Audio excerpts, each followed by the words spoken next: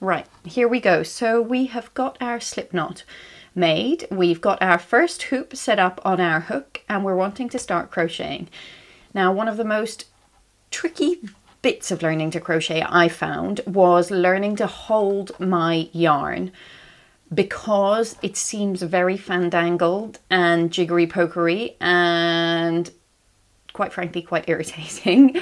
So I'm going to show you the way I found most easy, but remember that it all depends on the type of wool you're using, the shape and size of your hands, but in essence what we're trying to do is simply to have a working piece of yarn held up that we can work our hook into, that we can sort of control the tension of, really. That is the sole aim of wrapping our yarn around our fingers in various strange ways.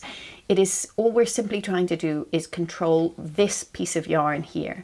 So I'm going to show you the way that I find most easiest, but bear in mind there's a million different ways that you can try. So go onto YouTube, have a look at other tutorials, and basically just have a play around is what I would suggest, but don't give up, because once you get it, honestly, it comes much more naturally than it does feel like at the very start. So the way I do it is I hold my hook in my right hand, I take my pinky and I sort of grab the yarn.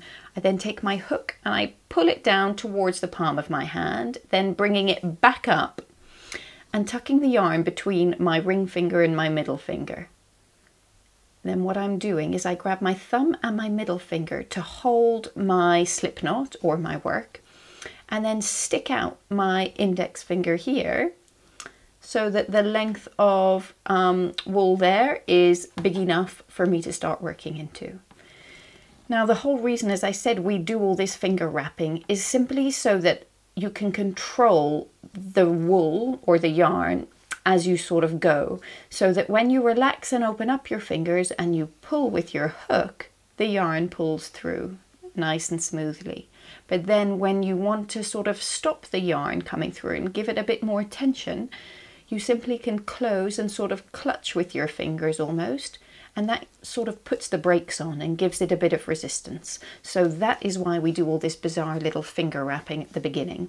It seems sort of really long-winded, but I promise you, once you do it once or twice and you start away with your crochet, it'll come quite naturally.